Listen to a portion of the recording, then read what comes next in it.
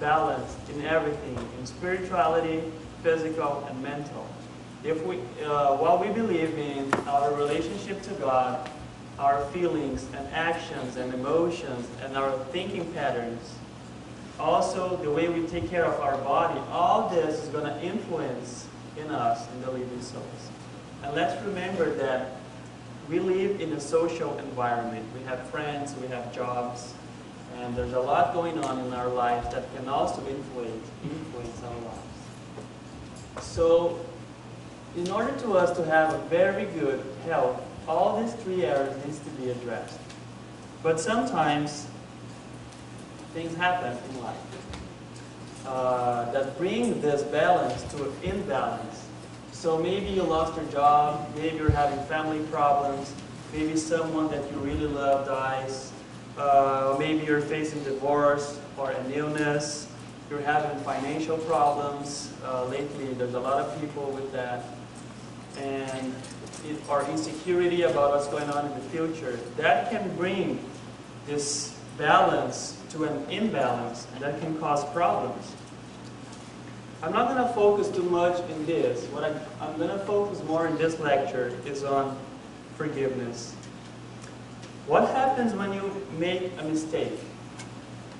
You had like three options. You know, you're here in this situation, you have three directions to go, three options, and you made a mistake. What happens then? Guilt, you feel sad, you feel bad.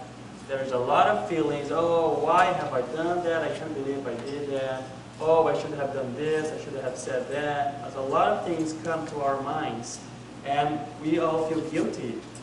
When this happens, our body starts to react and produce some hormones. So let's remember in Genesis, and the Lord God called unto Adam and said unto him, Where art thou? And he said, I heard thy voice in the garden, and I was afraid, because I was naked and I hid myself. This is where everything began. Before sin, man didn't experience any kind of those feelings like anxiety, grief, anything like that. So after the first sin, fear, and man was afraid and he hid himself, he was ashamed. This all happened after sin, and this happens every time we make a mistake, we feel guilty. Or, if someone hurt you,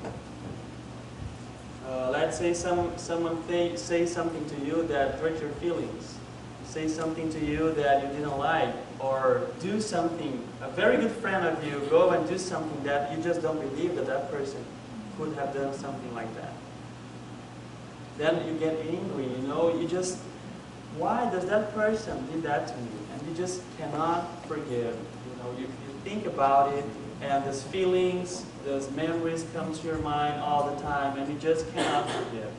What happened in these two situations, when we make something wrong, or someone hurts us, what happens to our body? We started feeling all these emotions, grief, anxiety, discontent, remorse, guilt, distrust, and that brings our body to stress. And sometimes we think that our brain is going to explode with all those feelings. And when the body is under stress, there is a lot of hormones that starts to run in our bloodstreams. In the central nervous system, it starts a response called the fight or flight response to prepare your body to respond to an emergency.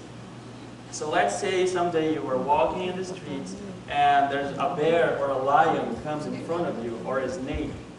What happens to you?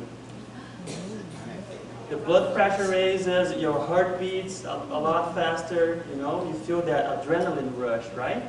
Well, what's that for? So you can either fight what is challenging you, or you can run away. So this is a response that happens in our body, and it's called fight or flight response. In this response, the CNS, the central nervous system, signals the adrenal glands to release some hormones, mainly cortisol and adrenaline, which is also called epinephrine. And these hormones, they go into the bloodstream, and they have effects in all of our body. When epinephrine and cortisol are released, the liver produces more glucose, you are very healthy, if you exercise, your weight is okay, you know, the body can handle that excess glucose and reabsorb it. But let's say you're already having some diabetes problems, or you're going towards diabetes, you are overweight, you don't exercise, your diet is not very good. This excess of blood sugars in your bloodstream can lead to diabetes and contribute to that. The respiratory system is also affected. Stress may trigger asthma attacks, and whenever you feel in that situation, you're going to have hyperventilation, which means rapid and shallow breathing, and that can bring on panic attacks to people that are susceptible to that. In your circulatory systems, in acute stress, when the thing just happened, you have increased heart rate, stronger muscle contractions, and the blood pressure goes up. If the person is chronically stressed, under a lot of stress, or things that are coming back from childhood, all these memories all the time coming back, increased risk for hypertension, heart attack, and stroke. Can you relate what's happening here, how the stress can really affect the body? In the musculoskeletal system, you have increased muscle tension, and if someone is chronically stressed, you get muscle tension for long periods of time. That can also bring some stress-related disorder. And there is tension-type headaches, migraines. I had a patient one day that, I'm going to tell you his testimony in the end. He was really suffering with something. And he came looking for me because he had fibromyalgia. He had just found out about that. And when I started to talk to him, he said to me that he was involved in a fight. A man, he was actually mistaken by a thief in Brazil, and the police just came and hit him. So he couldn't forget the police officers. He started to get depressed, and he developed fibromyalgia. And I'm going to tell the rest of the story in the end. To your stomach, what happens when you're very anxious? Overeating. And then overeating itself is another stress to the body. And you can get indigestion, heartburn, acid reflux, ulcers, nausea, and vomiting. You can get either diarrhea or constipation, or sometimes a combination of both. For men specifically, you can have decreased testosterone production, you can have problems with the sperm, and even erectile dysfunction. And for the ladies, that can really mess with the periods. You can have painful periods that can aggravate PMS. It can decrease sexual desire. So as you see, the whole body is affected when we have some sort of stress or psychological stress going on. Our immune system goes down, and we are vulnerable to infections and to some kinds of cancer too. So let's remember what we read. A broken spirit drieth the bones. So what is a broken spirit? Emotional stress, depression, high levels of anxiety, fear, anger, and greed. And what is drieth the bones? What does that mean in the Bible? It's a physical illness. The bones get dry. And this is related to a mental, psychological, or a spiritual disorder. This is another very good example in Proverbs. A sound heart is life to the body, but envy is rottenness to the bone.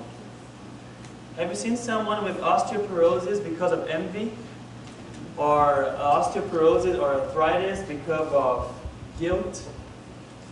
Maybe there are some people out there with these problems. So our feelings, our mind, our emotions can lead to degenerative diseases. And the Bible keeps going on and on with a lot of examples. When I kept silent my sins, my bones grew old. When I kept silence my sins, I didn't confess my sins, my bones grew old. Do you know why God wants to forgive us? Because it does good for us.